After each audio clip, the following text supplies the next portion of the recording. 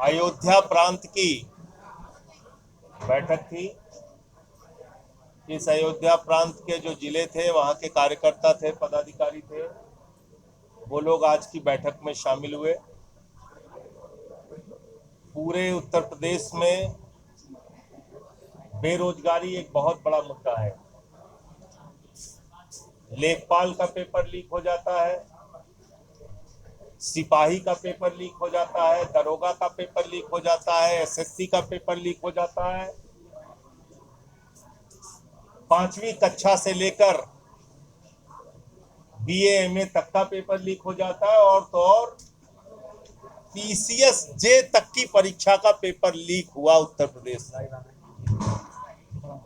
PCS जे जो न्यायाधीश बनते हैं,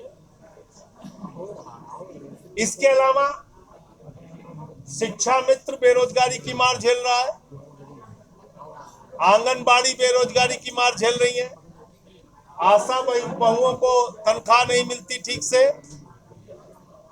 मनरेगा के मजदूर अपनी लड़ाई लड़ रहे हैं। हर वर्ग उत्तर प्रदेश में बेरोजगारी के कारण पीड़ित है। इसलिए एक मुद्दा तो रोजगार दो हमने रखा है पदयात्रा में। 31 अक्टूबर को सरदार वल्लभ भाई पटेल जी की जयंती पर, लौह पुरुष की जयंती पर जो पदयात्रा शुरू हो रही है 31 अक्टूबर से, उसका पहला मुद्दा है रोजगार दो। अब इस रोजगार को देने के नाम पर जो सामाजिक भेदभाव हो रहा है, या थानों में, कोतवाली में, अस्पताल में, नौकरियों में जो सामाजिक भेदभाव हो रहा है, उसके लिए दूसरा नारा है हमारा, सामाजिक न्याय के लिए सामाजिक न्याय दो, रोजगार दो और सामाजिक न्याय दो।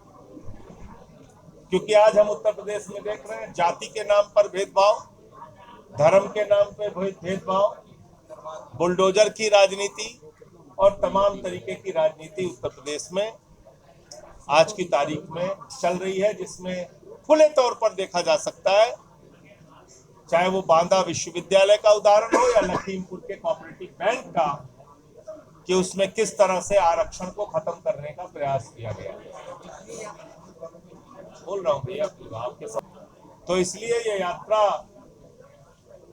प्रयागराज, प्रतापगढ़, सुल्तानपुर होते हुए अयोध्या आएगी। 31 अक्टूबर को शुरू होगी, 15 नवंबर को इसका समापन है इसी अयोध्या में।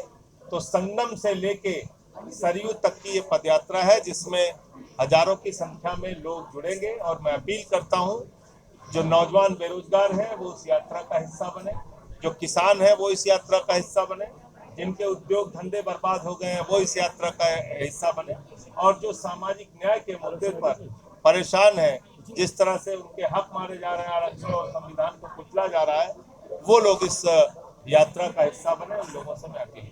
ये कल रात में एक जो है बात की जाए तो एक व्यक्ति को गोली मार दी गई, आलोक सिंह उसका नाम है, इस समय बेनाता में उसका इलाज चल रहा है। ये घटना हुई है, उसके बाद जिस तरह से अयोध्या में कांड हुआ है, क्या कहेंगे अयोध्या में? देखिए, एनसीआरबी का डाटा जो आया है वो बहुत चौंकाने वाला है।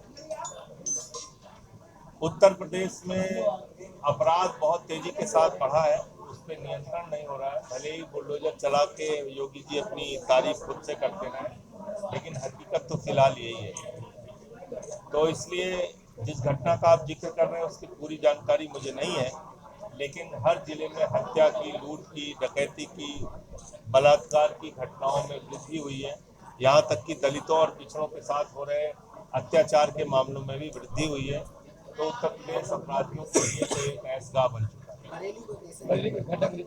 देखिए, बरेली में अभी आप लोगों के आने से पहले भी मैं बोल रहा था, बुलडोजर किसी समस्या का समाधान नहीं है, और ये सर्वोच्च न्यायालय के आदेश की धज्जियां उड़ाई जा रही है। सर्वोच्च न्यायालय ने कहा है कि आप किसी के भी घर पे ऐसे बुलडोजर नहीं चला सकते। न्याय की अपनी प्रक्रिया है, आपको नोटिस देना है, कारण बताना है, अगर बहुत जरूरी है हटाना तो उसके लिए मुआवजा देना है।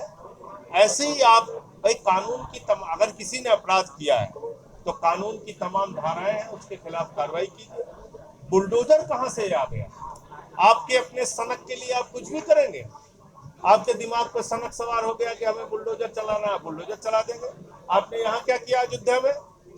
95% हिंदुओं के घर तोड़े गए अयोध्या में, 95% हिंदुओं के।